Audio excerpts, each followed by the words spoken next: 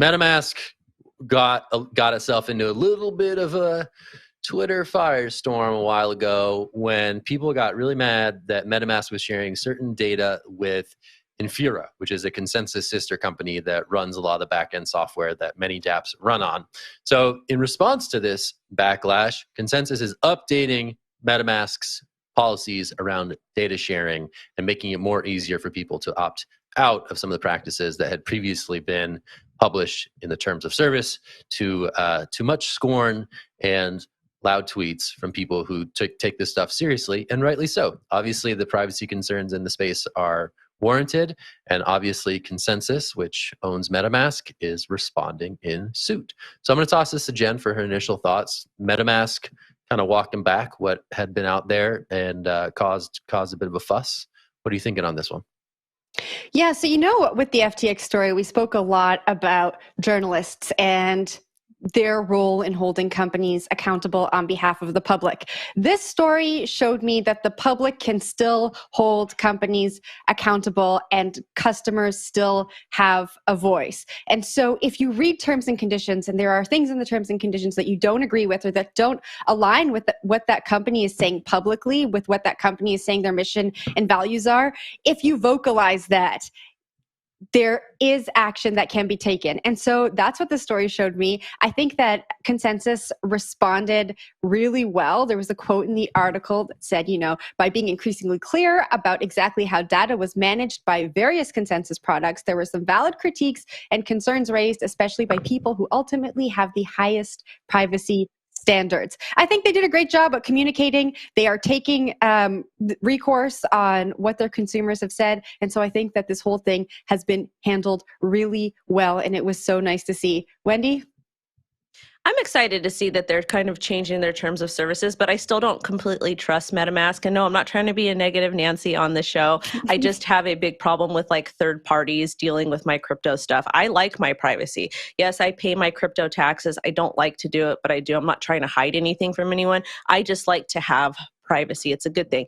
However, I will say just because they're coming out and saying they're changing their terms of services, I would still be very weary. Again, we saw PayPal come out and change, they were going to do that up to $2,500 fine for posting misinformation on the internet. I helped lead a PayPal charge or cancel PayPal charge, and they went. Me and a bunch of other people. It ended up working because the company backtracked on it and retracted it. But then it came out a couple days later in the media that they weren't actually backtracking, and that is still indicated in their terms of services. So just because MetaMask is coming out now today saying, "Hey, we're going to change this, do whatever," I would still read the terms of services, and I would still say very diligent on this. Okay, I'm taking the tinfoil hat from Wendy and putting it on, and I'm taking Crown. the complete opposite approach on this story. They've been logging IPs since 2018. People have not called them out on it, and they're saying that they're changing their terms and services. But if you look at the article here, they're not changing it that much. If you're sending a transaction on MetaMask, they are still going to log your IP address. Okay, just because they changed a little bit. So if you only have a read account, they're not going to log your IP. That's nice, but it still doesn't change anything because most people are using MetaMask to send transactions. So they're still logging your IP information. I think, Jen, the reason that they respond with all this PR flair is because they had to. There's so many alternatives to MetaMask and there's so many alternatives to Infura these days that they have to answer to the people and answer to the critics out there. So this, to me, is just like another frustration and just another stamping of the boot on top of privacy-focused people. I think this is why everyone needs to go run a node. And I do think a lot of people at MetaMask or at Infura would tell you the same thing. I think the reason they have to do this is because regulators are coming for them. ConsenSys, Infura, MetaMask, these are all very large brands. People know about them. I'm sure they have very expensive lawyers and retainer who are asking them to file these IP logs. That's the reason that's in the terms and services. That's the reason it's actually happening. It's because regulators want this to occur. So I think if you go and talk to anyone, Dan Finley at MetaMask or someone else in the Infura team, they tell you to go run your own node because anything with privacy is not going to happen with Infura or MetaMask. They're going to do what they can, but at the end of the day, they have to answer to regulators. Zach, to you.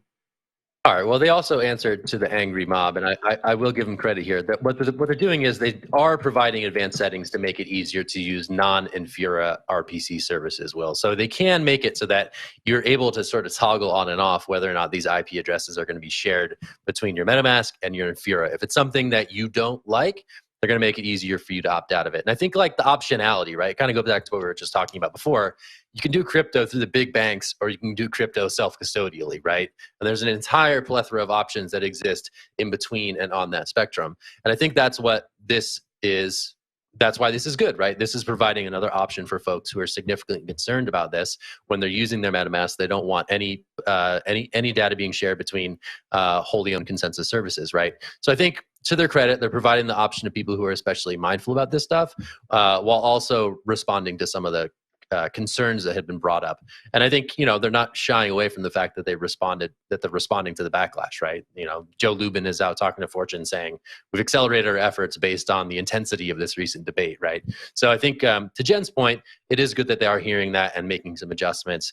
Will, your point is fair. I guess I would just shout out that by making the advanced settings more available to people, it's giving them the ability to escape some of this stuff, should they so choose. So anyway, can't we all just get along? Maybe not.